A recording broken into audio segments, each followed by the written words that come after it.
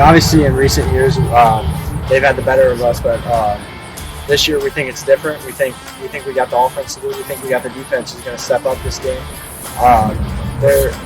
Our tradition of great players coming in and out obviously means a lot to us to go out there and win this game. It all starts with our play caller and our line.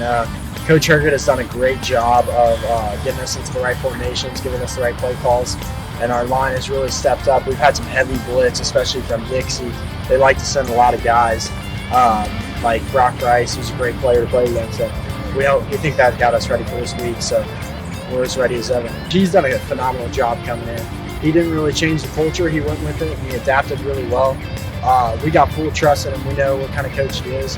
And every single player has a great relationship with him, and he's just a great coach overall, and he's done a great job for us.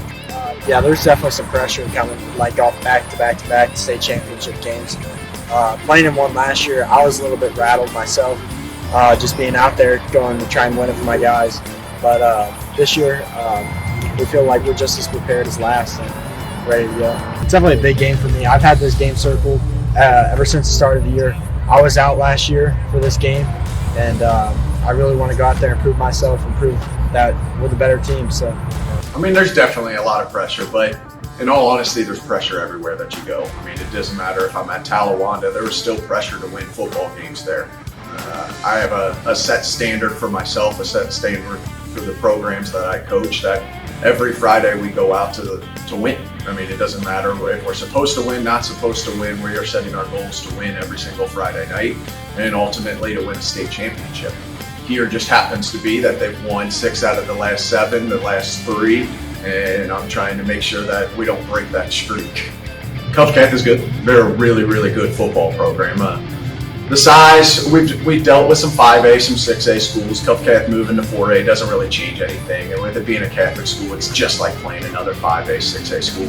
They got a lot of very good football players, but I think we got a lot of good football players too, and I'm excited to see how we match up with them. Well, Coach Herget, our offensive coordinator, Coach Berger, they're doing a great job of coming up with a game plan every single week with it. But a lot of the times we're putting the ball in Clay Hayden's hands, and I think he's got 1,500 yards, 18 touchdowns through 4 games, which is unbelievable type stats with it.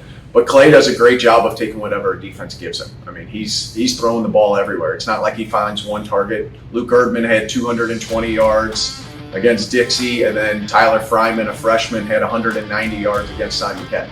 So he's trying to find whatever the defense is going to give him, and he's going to get it to the playmakers out in space, and he's doing a great job of that. When I was at Elder, we did it down at UC. De La Salle came in, and they gave it to us a little bit. And then the next year we had Charlotte Independence, and I think we broke their 120-game win streak or something like that at Elder. This is one of those types of games. It's 2 4-0 programs, 2 teams that are looking to win a state championship and very well could win a state championship. So it could be a battle of state champions if everything goes the right way. Obviously, after this game, we wish CovCath the best of luck to go win a state championship. I know they're thinking the same thing for us, but on Friday night, it's going to be a battle, and we're going to see who's the better team.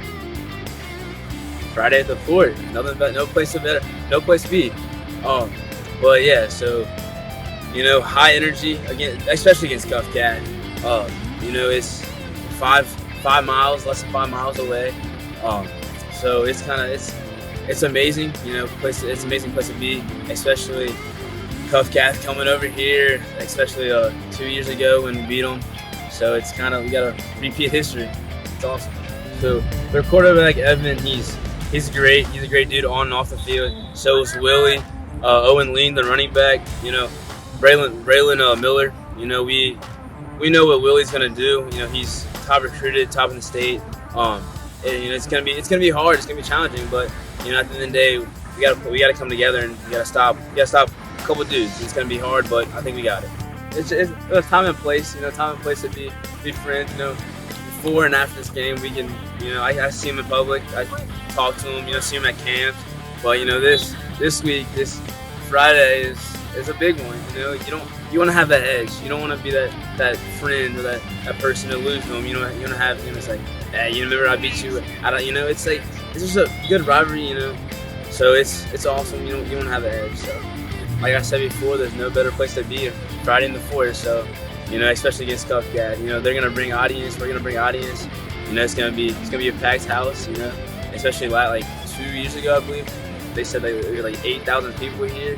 Hopefully, we have the same outcome. You know, it's gonna be a great game. So.